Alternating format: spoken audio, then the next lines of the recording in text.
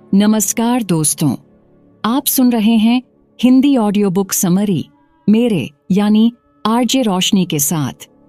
आज मैं आपके लिए लेकर आई हूं भारत के एक ऐसे महान व्यक्तित्व की कहानी जिन्होंने अपने सपनों की उड़ान से पूरे देश को गर्व करने का मौका दिया।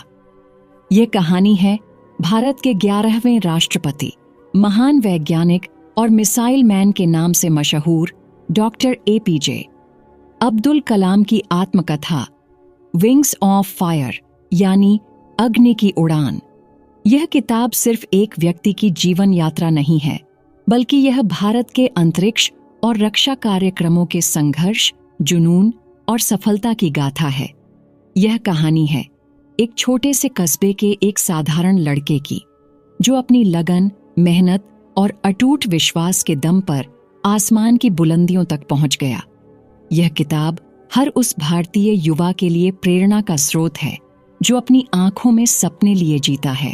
तो चलिए मेरे साथ शुरू कीजिए इस अद्भुत और प्रेरणादायक सफर को, जिसमें हम जानेंगे कि कैसे एक नाविक का बेटा भारत का सबसे बड़ा रॉकेट साइंटिस्ट बना। हम इस किताब के हर अध्याय को एक एक करके सुनेंगे और डॉक्टर कलाम के जीवन के उतार चढ़ाव को महसूस करेंगे। इस किताब की शुरुआत में डॉक्टर कलाम बताते हैं कि उन्होंने यह आत्मकथा क्यों लिखी। वो कहते हैं कि उनकी कहानी भारत के उन युवाओं के लिए है जो खुद को कम आंकते हैं और संसाधनों की कमी का रोना रोते हैं। कलाम साहब का मानना था कि अगर आपके इरादे मजबूत हैं और आपके सपनों में जान है, तो कोई भी मुश्किल आपको रोक नहीं सकती।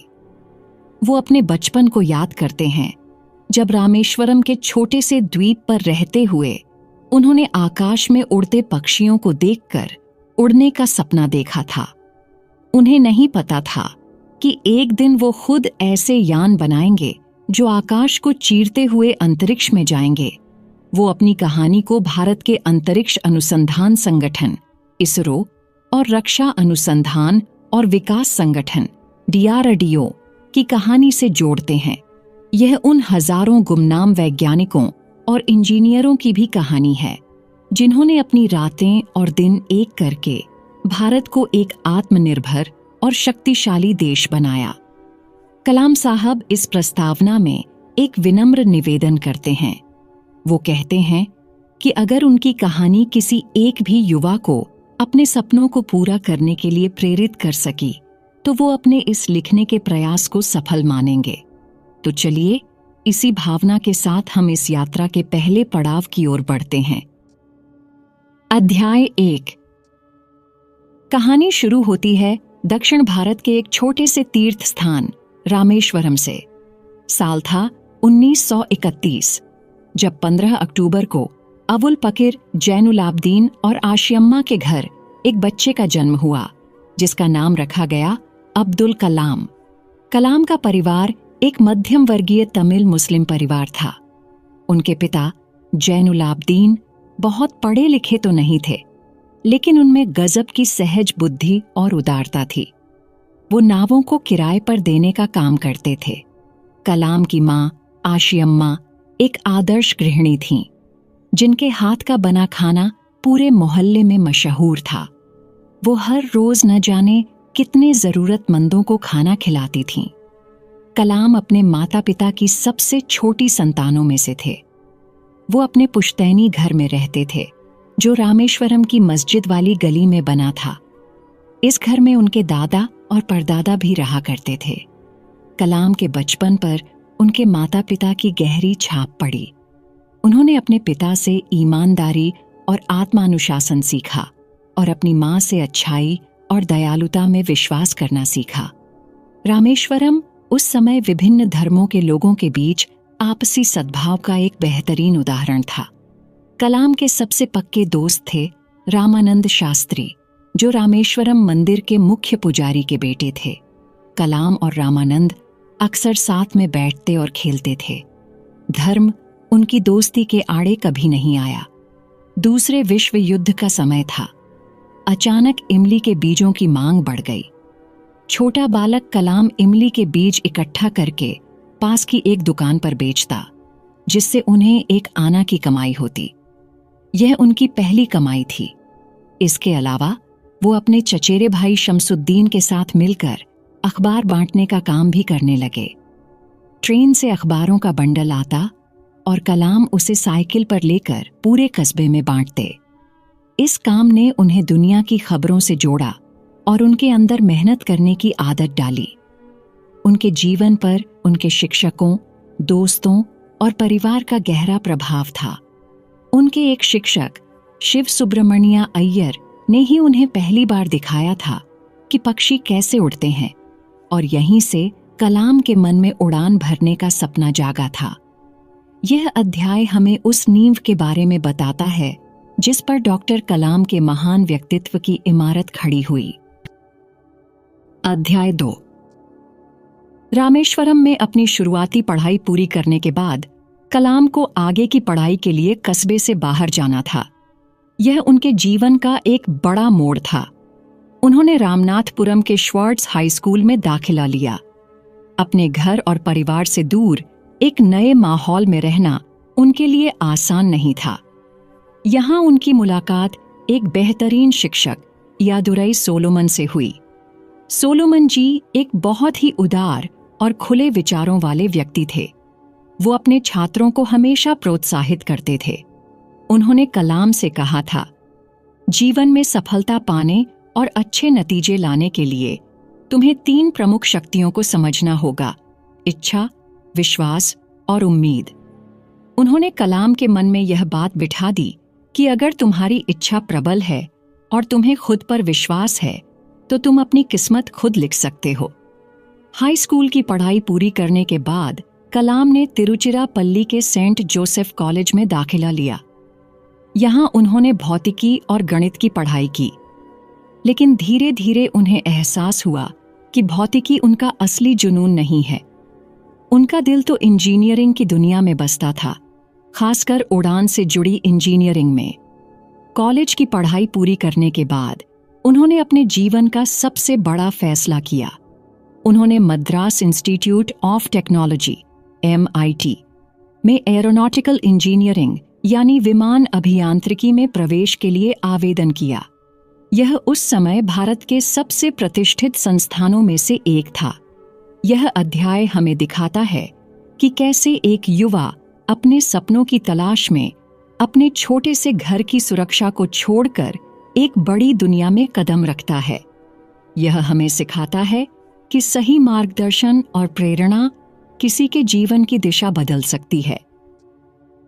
अध्याय 3।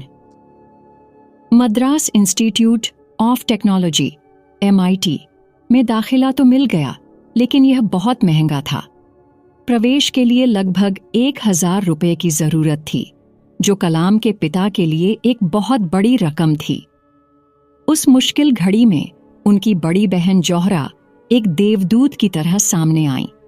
उन्होंने अपनी सोने की चूड़ियां और हार गिरवी रखकर कलाम की फीस का इंतजाम किया।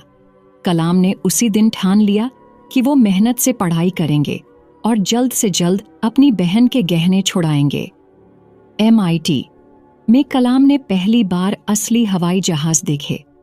वो घंटों तक उन्हें निहारते रहते। उनकी मेहनत और लगन ने जल्द ही शिक्षकों का ध्यान खींचा। अंतिम वर्ष में उन्हें एक प्रोजेक्ट दिया गया, एक लड़ाकू विमान का डिजाइन तैयार करना। उन्होंने अपने साथियों के साथ मिलकर दिन रात मेहनत की, लेकिन जब उन्होंने अपना डिजाइन प्रोफेसर श्रीनिवासन को दिखाया तो वो खुश नहीं हुए। प्रोफेसर ने उन्हें सिर्फ 3 दिन का समय दिया और कहा कि अगर इस बार डिजाइन सही नहीं बना तो उनकी स्कॉलरशिप रद्द कर दी जाएगी। कलाम के लिए यह एक बहुत बड़ी चुनौती थी। उन्होंने खाना पीना छोड़कर बिना सोए लगातार काम किया। तीसरे दिन जब उन्होंने अपना काम पूरा किया तो उनकी आंखों में नींद और थकान थी। प्रोफेसर श्रीनिवासन आए। उन्होंने डिजाइन को गौर से देखा और फिर कलाम को गले लगा लिया। उन्होंने कहा, मैं जानता था कि तुम यह कर सकते हो। MIT से स्नातक होने के बाद कलाम के पास 2 रास्ते थे। एक था भारतीय वायुसेना में पायलट बनने का और दूसरा था रक्षा मंत्रालय में एक तकनीकी नौकरी का। उनका पहला सपना पायलट बनना था। वो देहरादून गए, जहां वायुसेना के लिए साक्षात्कार हुआ। वो शारीरिक रूप से पूरी तरह फिट थे, लेकिन अंतिम सूची में उनका नाम 9वें स्थान पर था, जबकि केवल 8 उम्मीदवारों का चयन होना था। वो सिर्फ एक स्थान से चूक गए। यह उनके जीवन की सबसे बड़ी निराशाओं में से एक थी। वो पूरी तरह टूट चुके थे। इसी निराशा में वो पास के ऋषिकेश चले गए, जहां उनकी मुलाकात स्वामी शिवानंद से हुई। स्वामी जी ने उन्हें समझाया, अपनी इच्छा को स्वीकार करो, लेकिन उसके परिणाम के मोह से मुक्त हो जाओ। जो होना था वो तुम्हारे भले के लिए नहीं था। इसे भूलकर अपने जीवन के असली उद्देश्य को खोजो। स्वामी जी की बातों ने कलाम को एक नई दिशा दी और उन्होंने अपने दूसरे विकल्प यानी रक्षा मंत्रालय की नौकरी को स्वीकार करने का फैसला किया। अध्याय 4। वायुसेना में पायलट न बन पाने की निराशा के बाद कलाम ने साल 1958 में दिल्ली में रक्षा मंत्रालय के तकनीकी विकास और उत्पादन निदेशालय DTDP में वरिष्ठ वैज्ञानिक सहायक के पद पर काम करना शुरू किया। उनकी पहली तनख्वाह 250 रुपये महीना थी। यहाँ उनका काम भारतीय सेना के लिए उपकरणों के डिजाइन और विकास में मदद करना था। शुरुआत में उन्हें विमानों से जुड़ा कोई काम नहीं मिला, जिससे उन्हें थोड़ी निराशा हुई। उन्हें एक टीम का हिस्सा बनाया गया जिसे एक प्रोटोटाइप होवरक्राफ्ट बनाना था। होवरक्राफ्ट एक ऐसा वाहन है जो जमीन और पानी दोनों पर हवा के कुशन पर चलता है। कलाम ने इस परियोजना में अपना पूरा दिल लगा दिया। उन्होंने अपनी टीम के साथ मिलकर एक सिंगल सीटर होवरक्राफ्ट का डिजाइन तैयार किया। उन्होंने इसे नंदी नाम दिया। रक्षा मंत्री VK कृष्ण मेनन ने भी इस होवरक्राफ्ट में गहरी दिलचस्पी दिखाई और उन्होंने इसमें एक छोटी उड़ान भी भरी। कलाम और उनकी टीम को लगा कि उनकी मेहनत रंग लाएगी और इस परियोजना को आगे बढ़ाया जाएगा। लेकिन दुर्भाग्य से नौकरशाही और बदलते प्राथमिकताओं के कारण नंदी परियोजना को ठंडे बस्ते में डाल दिया गया। कलाम के लिए यह एक और बड़ी निराशा थी। उन्हें लगा कि उनका टैलेंट और उनकी ऊर्जा बर्बाद हो रही है। वो एक ऐसी जगह काम करना चाहते थे जहां वो वास्तव में कुछ बड़ा कर सकें। इसी दौरान उन्हें भारतीय अंतरिक्ष अनुसंधान समिति इनकोस्पार से साक्षात्कार के लिए बुलावा आया, जो बाद में ISRO भारतीय अंतरिक्ष अनुसंधान संगठन बना। यह उनके जीवन का एक और महत्वपूर्ण मोड़ था। उन्हें नहीं पता था कि यह बुलावा उन्हें उनके असली मंजिल की ओर ले जाने वाला है। अध्याय 5। यह अध्याय डॉक्टर कलाम के जीवन में एक नए युग की शुरुआत का प्रतीक है। DTDP की निराशाजनक नौकरी के बाद उन्हें इनकोस्पार में रॉकेट इंजीनियर के पद के लिए चुना गया। यहीं उनकी मुलाकात भारत के अंतरिक्ष कार्यक्रम के जनक डॉक्टर विक्रम साराभाई से हुई। डॉक्टर साराभाई एक दूरदर्शी व्यक्ति थे। वो सिर्फ एक महान वैज्ञानिक ही नहीं, बल्कि एक बेहतरीन लीडर भी थे। उन्होंने कलाम की प्रतिभा को तुरंत पहचान लिया। कलाम के लिए डॉक्टर साराभाई के साथ काम करना एक सपने के सच होने जैसा था। कुछ ही समय बाद कलाम को रॉकेट प्रक्षेपण तकनीकों में प्रशिक्षण के लिए अमेरिका में नासा के लैंगली रिसर्च सेंटर भेजा गया। यह उनके लिए एक आंखें खोल देने वाला अनुभव था। उन्होंने वहां की चेन जीन तकनीक, काम करने का तरीका और अनुशासन देखा, लेकिन वहां की भव्यता देखकर भी उनके मन में अपने देश के लिए कुछ करने का जज्बा कम नहीं हुआ। जब वो भारत लौटे तो उन्हें एक बहुत बड़ी जिम्मेदारी सौंपी गई। भारत अपना पहला स्वदेशी उपग्रह प्रक्षेपण यान सैटेलाइट लॉन्च व्हीकल बनाने की तैयारी कर रहा था, जिसे हम SLV के नाम से जानते हैं।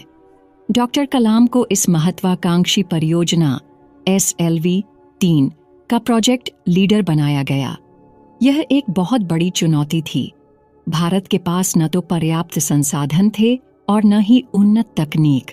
सब कुछ शून्य से शुरू करना था, लेकिन डॉक्टर साराभाई का विश्वास और कलाम की टीम का जुनून ही उनकी सबसे बड़ी ताकत थी।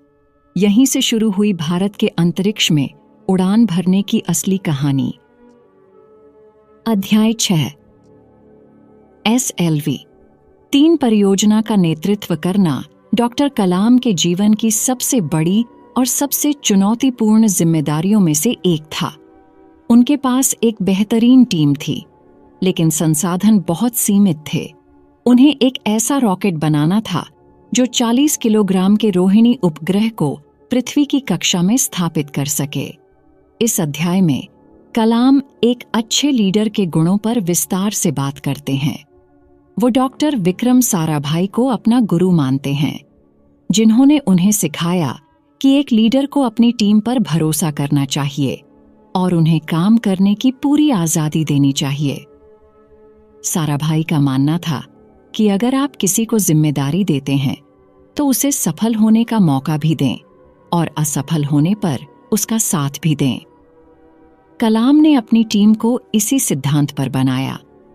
उन्होंने अलग अलग विशेषज्ञता वाले लोगों को एक साथ जोड़ा और उन्हें एक साझा लक्ष्य के लिए काम करने के लिए प्रेरित किया।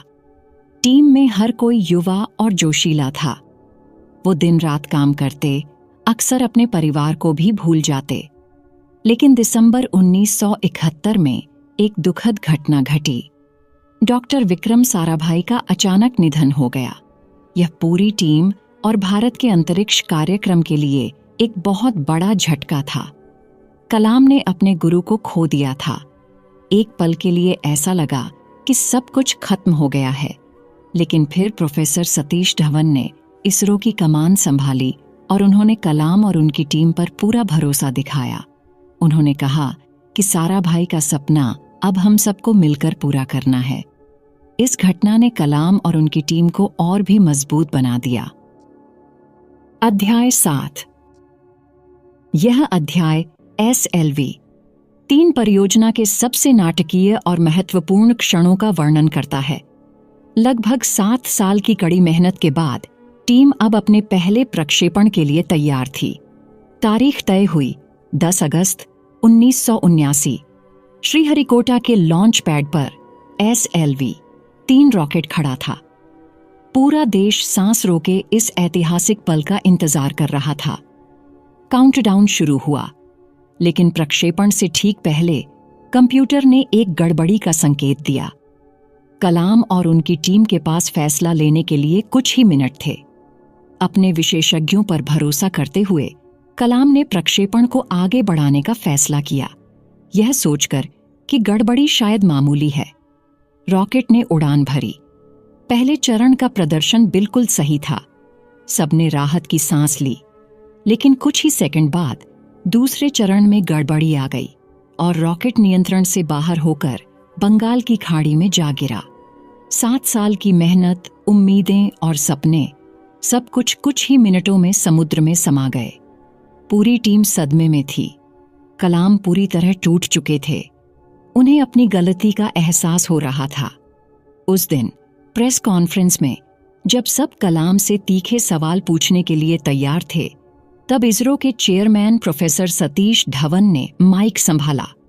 उन्होंने कहा, दोस्तों, हम आज असफल हुए हैं, लेकिन मुझे अपनी टीम पर पूरा भरोसा है कि वो बहुत जल्द एक सफल प्रक्षेपण करके दिखाएगी।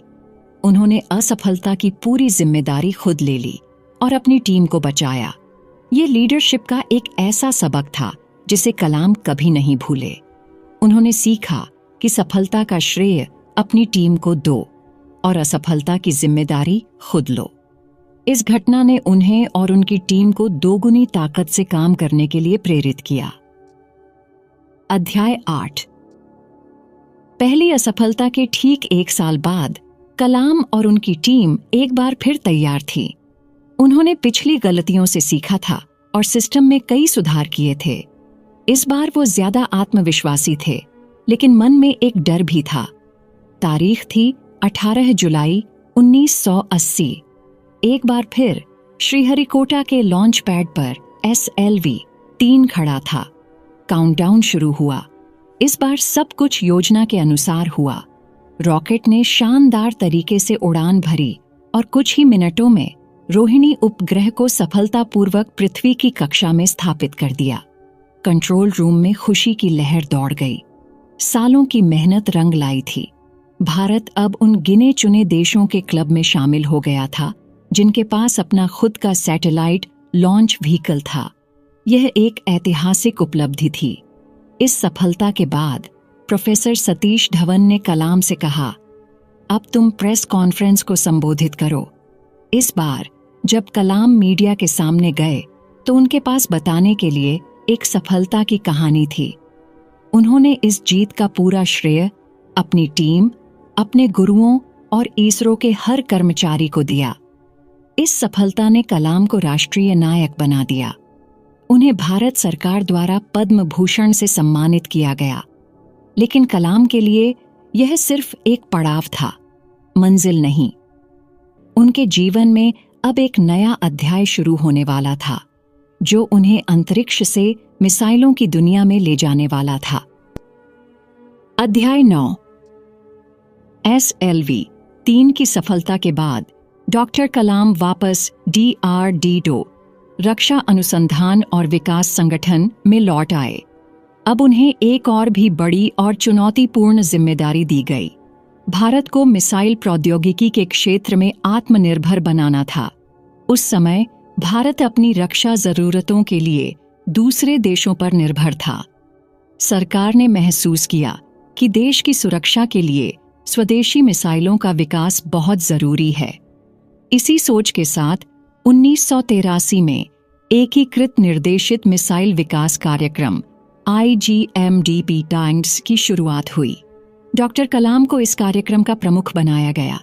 इस कार्यक्रम के तहत एक साथ 5 अलग-अलग तरह की मिसाइलें विकसित की जानी थीं। ये थीं: 1.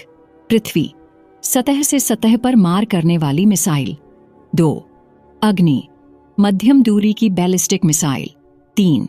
त्रिशूल, सतह से हवा में मार करने वाली त्वरित प्रतिक्रिया मिसाइल। 4. नाग, टैंक भेदी मिसाइल। 5. आकाश, सतह से हवा में मार करने वाली मध्यम दूरी की मिसाइल। यह एक बहुत ही महत्वाकांक्षी योजना थी। एक साथ 5 परियोजनाओं पर काम करना, हजारों वैज्ञानिकों और इंजीनियरों की टीमों का प्रबंधन करना और सीमित बजट में काम करना एक बहुत बड़ी चुनौती थी।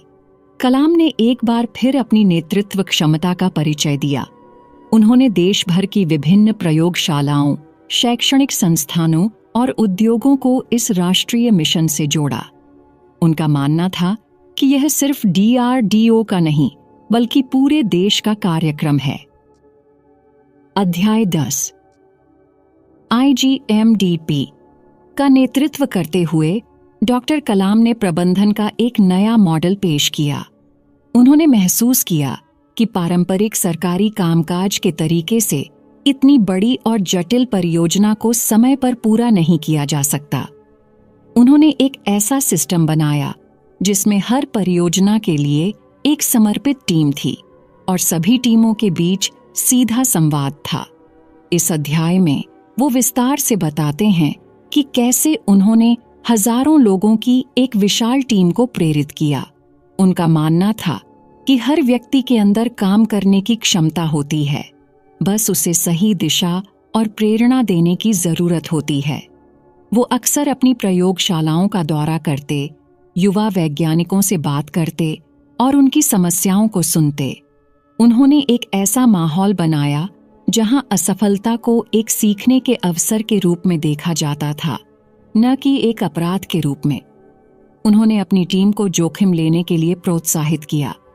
इस कार्यक्रम के तहत पहली बड़ी सफलता मिली 25 फरवरी 1988 को, जब पृथ्वी मिसाइल का पहला सफल परीक्षण किया गया। यह भारत द्वारा विकसित पहली स्वदेशी बैलिस्टिक मिसाइल थी। इस सफलता ने पूरी टीम का मनोबल बढ़ाया और दुनिया को भारत की तकनीकी क्षमता का परिचय दिया। लेकिन सबसे बड़ी चुनौती अभी बाकी थी, अग्नि मिसाइल का विकास। अग्नि सिर्फ एक मिसाइल नहीं थी, बल्कि यह भारत की रणनीतिक आत्मनिर्भरता का प्रतीक थी। अध्याय 11। अग्नि मिसाइल का विकास IG.MDP की सबसे महत्वपूर्ण और सबसे विवादास्पद परियोजना थी। यह एक लंबी दूरी की मिसाइल थी जिसे परमाणु हथियार ले जाने में सक्षम बनाया जा सकता था। इसके विकास पर कई पश्चिमी देशों ने आपत्ति जताई और भारत पर तकनीकी प्रतिबंध लगाने की धमकी दी। इन अंतर्राष्ट्रीय दबावों के बावजूद कलाम और उनकी टीम ने काम जारी रखा। अग्नि का पहला परीक्षण 20 अप्रैल 1989 को निर्धारित किया गया था। लॉन्च से कुछ सेकंड पहले एक महत्वपूर्ण सबसिस्टम में गड़बड़ी का पता चला और मिशन को रोकना पड़ा। टीम ने दिन रात काम करके समस्या को ठीक किया और दूसरा प्रयास 1 मई को किया गया, लेकिन इस बार भी प्रक्षेपण को खराब मौसम के कारण रोकना पड़ा। एक के बाद एक असफलताओं और रुकावटों से टीम का मनोबल गिरने लगा। कुछ लोग कहने लगे कि यह परियोजना बहुत जटिल है और शायद सफल नहीं होगी। उस समय कलाम ने एक लीडर के रूप में अपनी टीम को संबोधित किया। उन्होंने कहा, हम हार नहीं मान सकते, पूरा देश हमारी ओर देख रहा है, हमें यह करके दिखाना है। उन्होंने अपनी टीम में एक नया जोश भरा। आखिरकार 22 मई 1989 को सब कुछ सही था। अग्नि मिसाइल ने उड़ान भरी और अपने सभी लक्ष्यों को सफलतापूर्वक पूरा किया। यह एक शानदार सफलता थी। यह सिर्फ एक मिसाइल का प्रक्षेपण नहीं था, बल्कि यह भारत के आत्मसम्मान और दृढ़ संकल्प की उड़ान थी। डॉक्टर कलाम ने इसे अपनी टीम के अग्नि की उड़ान के रूप में वर्णित किया। अध्याय 12। अग्नि की सफलता के बाद IGMDP की अन्य मिसाइलों त्रिशूल, आकाश और नाग पर भी काम तेजी से आगे बढ़ा। हर परियोजना की अपनी चुनौतियां थीं, लेकिन टीम अब आत्मविश्वास से भरी हुई थी। इस अध्याय में डॉक्टर कलाम अपने काम के दौरान मिले सम्मान और पुरस्कारों का जिक्र करते हैं। उन्हें 1990 में पद्म विभूषण से सम्मानित किया गया, लेकिन वो कहते हैं कि उनके लिए सबसे बड़ा पुरस्कार उनकी टीम की सफलता और देश का गौरव था। वो अपने व्यक्तिगत जीवन के बारे में भी बात करते हैं। वो बताते हैं कि कैसे काम की व्यस्तता के कारण वो अविवाहित रहे। उनका काम ही उनका परिवार बन गया था। उनकी प्रयोगशाला ही उनका घर थी। वो अपने सहयोगियों जैसे डॉक्टर अरुणा एचलम के योगदान को भी याद करते हैं, जिन्होंने पर्दे के पीछे रहकर इस कार्यक्रम को सफल बनाने में महत्वपूर्ण भूमिका निभाई। यह अध्याय हमें दिखाता है कि कैसे एक व्यक्ति अपने व्यक्तिगत जीवन को राष्ट्र की सेवा में समर्पित कर देता है। यह हमें टीम वर्क और साझा लक्ष्य के महत्व को भी सिखाता है। 1992 में डॉक्टर कलाम DRDO से सेवानिवृत्त होने वाले थे, लेकिन सरकार ने उन्हें रक्षा मंत्री के वैज्ञानिक सलाहकार के रूप में काम जारी रखने के लिए कहा। उनके जीवन का एक और चरण शुरू होने वाला था। अध्याय 13। इस अध्याय में डॉक्टर कलाम एक प्रशासक और एक विजनरी के रूप में अपनी भूमिका पर विचार करते हैं। वैज्ञानिक सलाहकार के रूप में उनका काम अब सिर्फ मिसाइलें बनाना नहीं था, बल्कि देश के लिए एक व्यापक तकनीकी दृष्टि तैयार करना था। उन्होंने महसूस किया कि भारत को 21वीं सदी में एक विकसित राष्ट्र बनाने के लिए प्रौद्योगिकी को समाज के हर क्षेत्र, कृषि, स्वास्थ्य, शिक्षा और उद्योग तक पहुंचाना होगा। इसी सोच के साथ उन्होंने टेक्नोलॉजी विजन 2020 नामक एक महत्वाकांक्षी योजना का नेतृत्व किया। इस योजना का उद्देश्य भारत को साल 2020 तक एक ज्ञान महाशक्ति और एक विकसित राष्ट्र बनाना था।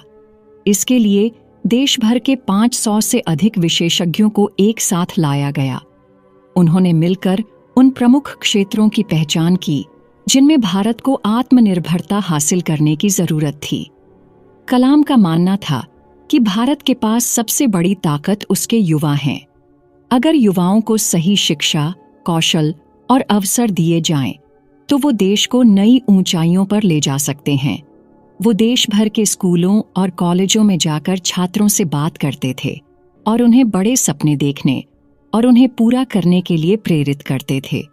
यह अध्याय हमें डॉक्टर कलाम के एक वैज्ञानिक से आगे एक राष्ट्र निर्माता के रूप में उनके परिवर्तन को दिखाता है। अध्याय 14। यह अध्याय डॉक्टर कलाम के जीवन के कुछ सबसे गौरवपूर्ण क्षणों का सार प्रस्तुत करता है। साल 1997 में उन्हें भारत के सर्वोच्च नागरिक सम्मान भारत रत्न से सम्मानित किया गया। यह उनके जीवन भर के योगदान, उनकी निस्वार्थ सेवा और राष्ट्र के प्रति उनके समर्पण का सम्मान था। कलाम इस सम्मान को बहुत विनम्रता से स्वीकार करते हैं। वो कहते हैं कि यह सम्मान उनका नहीं, बल्कि उन हजारों वैज्ञानिकों, इंजीनियरों और तकनीशियनों का है जिन्होंने उनके साथ मिलकर काम किया। वो इसे इसरो और DRDO की पूरी बिरादरी का सम्मान मानते हैं। इसी दौरान साल 1998 में भारत ने पोखरण में परमाणु परीक्षण किए, जिसे ऑपरेशन शक्ति के नाम से जाना जाता है। डॉक्टर कलाम ने इन परीक्षणों के समन्वय में एक महत्वपूर्ण भूमिका निभाई थी। इन परीक्षणों ने भारत को एक परमाणु शक्ति के रूप में स्थापित किया और दुनिया को भारत की तकनीकी क्षमता का एक और प्रमाण दिया। इस अध्याय में कलाम अपने जीवन के अनुभवों से सीखे गए सबक साझा करते हैं। वो बताते हैं कि कैसे उन्होंने असफलताओं को सफलता की सीढ़ी बनाया। वो युवाओं को संदेश देते हैं कि समस्याओं से डरो मत, बल्कि उनका सामना करो और उन्हें हराओ। अध्याय 15। इस अध्याय में डॉक्टर कलाम अपनी आध्यात्मिक यात्रा और अपने विचारों पर प्रकाश डालते हैं। वो बताते हैं कि विज्ञान और आध्यात्मिकता को वो दो अलग अलग चीजें नहीं मानते। उनके लिए विज्ञान ब्रह्मांड के कैसे का जवाब देता है और आध्यात्मिकता क्यों का। वो अपने पिता की शिक्षाओं को याद करते हैं, जिन्होंने उन्हें सिखाया था कि हर इंसान के अंदर एक दैवीय शक्ति होती है। वो कुरान और भगवद गीता दोनों से प्रेरणा लेते थे। उनका मानना था कि सभी धर्म एक ही ईश्वर तक पहुंचने के अलग अलग रास्ते हैं। वो प्रकृति में ईश्वर को देखते थे, समुद्र की लहरों में, आकाश के विस्तार में और एक फूल के खिलने में। उनका मानना था कि जब आप ब्रह्मांड के रहस्यों को समझने की कोशिश करते हैं, तो आप अनिवार्य रूप से निर्माता के करीब पहुंच जाते हैं। यह अध्याय हमें डॉक्टर कलाम के व्यक्तित्व के एक गहरे और दार्शनिक पहलू से परिचित कराता है। यह हमें दिखाता है कि कैसे एक महान वैज्ञानिक दिल से एक गहरा आध्यात्मिक व्यक्ति भी हो सकता है। अध्याय 16। यह किताब का अंतिम अध्याय है और इसमें डॉक्टर कलाम भविष्य की ओर देखते हैं। वो भारत के युवाओं को अपना अंतिम संदेश देते हैं। वो कहते हैं, सपने देखो, सपने देखो, सपने देखो। सपने विचारों में बदलते हैं और विचार कर्म में। वो युवाओं से आग्रह करते हैं कि वो छोटे सपने न देखें, बड़े सपने देखें और उन्हें पूरा करने के लिए जी जान लगा दें। वो 4 महत्वपूर्ण बातें बताते हैं जो सफलता के लिए जरूरी हैं। 1. जीवन में एक महान लक्ष्य रखो। 2. लगातार ज्ञान प्राप्त करो। 3. कड़ी मेहनत करो। 4. दृढ़ रहो, हार मत मानो। वो भारत के लिए अपने विजन 2020 को दोहराते हैं और विश्वास जताते हैं कि भारत के युवा इस सपने को जरूर साकार करेंगे। वो अपनी कहानी का अंत इस उम्मीद के साथ करते हैं कि उनकी यात्रा दूसरों को प्रेरित करेगी और भारत को एक मजबूत, समृद्ध और खुशहाल राष्ट्र बनाने में मदद करेगी। किताब के अंत में डॉक्टर कलाम अपने जीवन का सार कुछ पंक्तियों में प्रस्तुत करते हैं। वो खुद को एक साधारण व्यक्ति मानते हैं जिसे असाधारण अवसर मिले। वो अपनी सफलता का श्रेय अपने माता पिता, अपने शिक्षकों, अपने सहयोगियों और देश के नेतृत्व को देते हैं जिन्होंने उन पर विश्वास किया। विंग्स ऑफ फायर सिर्फ एक आत्मकथा नहीं है, यह एक प्रेरणा की मशाल है जो हमें यह सिखाती है कि अगर इरादे नेक हों और हौसले बुलंद हों तो कोई भी सपना असंभव नहीं है।